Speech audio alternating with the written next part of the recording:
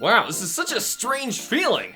I absolutely loved Persona 5, but my only other experience with the series was with 3FES, which I didn't really care much for. Is this really the same series? What have I been missing? Why do I feel so... I am thou. Thou art I. The power long dormant within you has finally awoken. I am Hamster, your critical side. Is this for real? But I still really like this game. Don't hold back, Bomb. Let your rebellious spirit rage inside you. Honestly, I don't see much wrong with Persona 5. I might need your help with this review. Your rehabilitation will begin soon. Huh. Well, for now, let's just dance to some killer music instead. If we had a budget for this show, this is totally when we'd play the anime intro.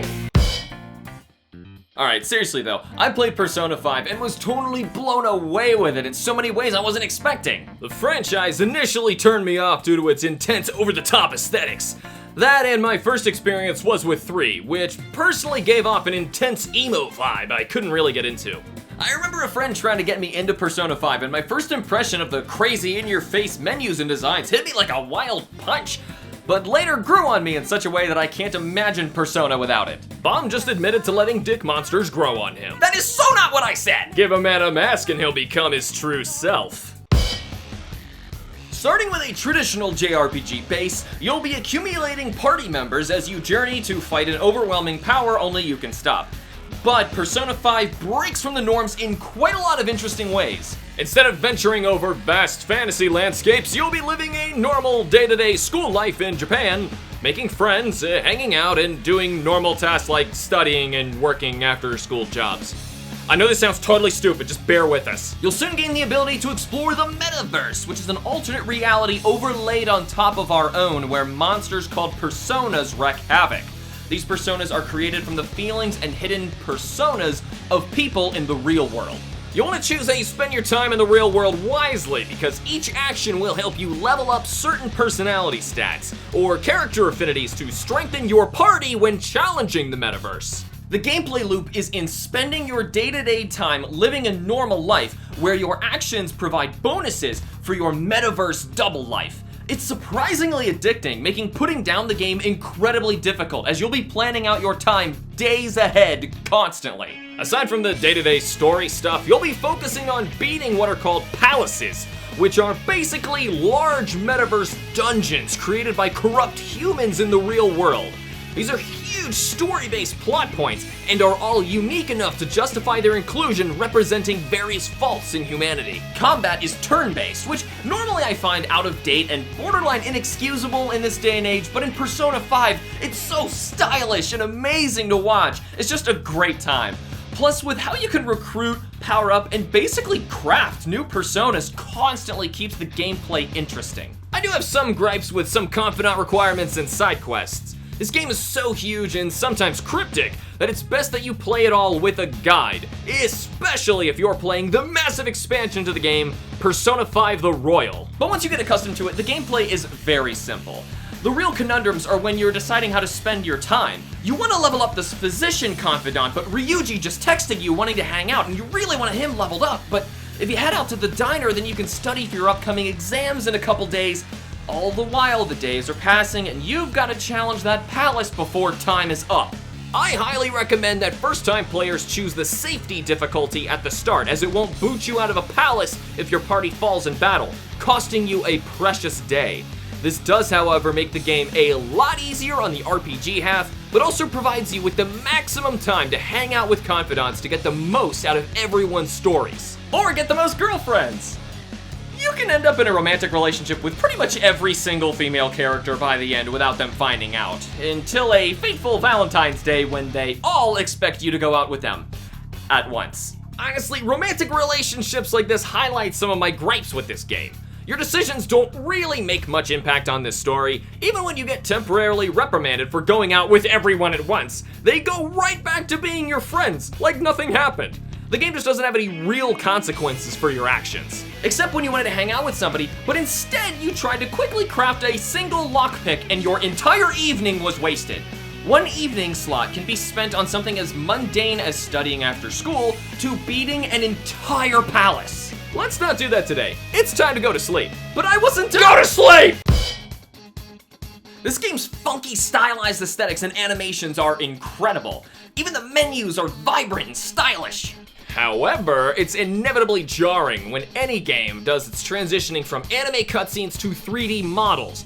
Maybe it's just me, but the 3D characters' eyes and expressions don't seem to look nearly as good as the animated cutscenes, causing jarring halts in immersion every transition. But the awesome cast of personas are inspired by various mythologies from around the world. And if you're a big fan of the series, you'll also know that they originate from the Shin Megami Tensei franchise, to which the entire Persona series is actually a spin-off of. In the Metaverse, your entire party all gets stylish costumes, generally fitting a central theme. And I'll be honest, I mostly chose my team based on whose outfits didn't clash with my black and red theme. Sorry, Yusuke. The biggest thing to mention in graphics is that the jump to PS4 was a huge deal for the Persona series. This game is just a joy to look at. There are still dick monsters in this game, Bomb. You gotta watch what you say. God, Persona is so weird. What other game can you fight a giant angry green dick blade-slinging chariot tentacle monster? Are we even allowed to show that? You play as Joker, the leader of the rebellious gang of troubled teenagers known as the Phantom Thieves of Hearts. The story begins with Joker's failed triumphant escape from a colorful palace. From an interrogation room under the police, you are questioned about your story thus far. So yeah, most of this game is a giant flashback sequence. An incredibly detailed flashback sequence where you relay every single tidbit of your life from the past year to a detective, all down to the last coffee you drank, who you hung out with on what days, and whether or not you're actually going out with her sister. The story you tell is obviously based on what you do in the game as you meet new characters and confidants.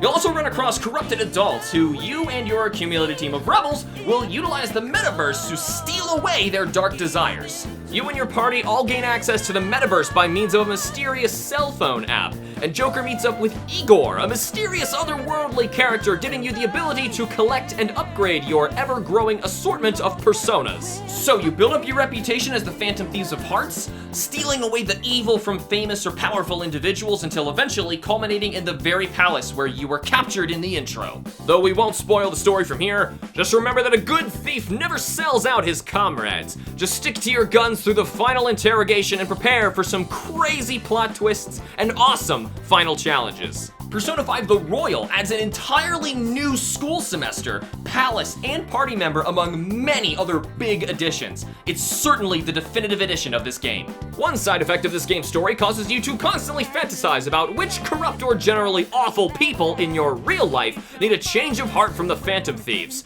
At least it's better than fantasizing about how you'd gruesomely murder them if given the chance. Wait, what? What you foretold, you never see it coming.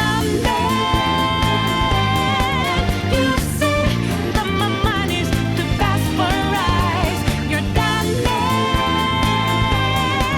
but the time is hit you, you're not surprised.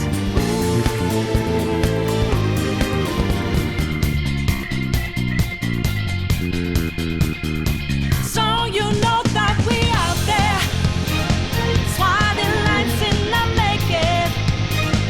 Can't move fast without breaking. Can't hold on our life for change. And rivers and dry, the left is lost. When the hope of new beginnings burned our feet, now we need it, a heartbeat for demon. Always is in the season. Remind us what we're here for, creating new life. This bizarre game will suck you in with its incredible design and hold you for a tremendously long time. Though you can even be in a relationship with your teacher, you can't be gay. Sorry, fangirls. This entire game is a huge double life secret underground local superhero high school fantasy story, but targeting adults, who are ironically the villains of the story. I guess we all wish we could go back and do things differently. Like break into Mr. Thomas's brain and steal his filthy heart so maybe he wouldn't be such a despicable douchebag anymore. Yeah. The positive gamer in me had a blast with Persona 5, awarding it with a royal 9 out of 10. This bizarre gameplay loop and crazy style kept me entranced with my life as a phantom thief until I was left wishing for nothing less than Atlas to deliver their next calling card for Persona 6. The critical gamer in me has some issues with Persona 5, but not enough to score it below a 7 out of 10. This game practically requires at least 3 internet tabs to be opened on your phone at all times. The game is absolutely massive and a blast to play, but can certainly be overwhelming to some, where minor mistakes could cost you precious time and permanently bar you from 100%ing your already 100-hour save file. But what do you think? Tell us how your positive and critical sides rate Persona 5 in the comments below. You can't judge a book by its you can't judge a game by it. Oh, you can't a game but whatever. If you're letting this game's quirky design keep you from enjoying its crazy content, then you're just playing with yourself. Now before you all go to sleep, do you have an idea for the new episode of Playing With Myself? Join the discussion over on Discord using the new Patreon perks to nominate and vote for future episodes. Patreon members also get first picks, so check out the links in the description for more information. As always, thanks to our amazing Patreon members, Atomic Thomas, Cameron, Arrow, Kai, Ben, Rowan, Erica, Squad Fam, Sid, and Denny. Thank you guys so much for watching. Remember to like the videos and subscribe for more. Now go to sleep! I'll see you guys in the next episode. Booyah!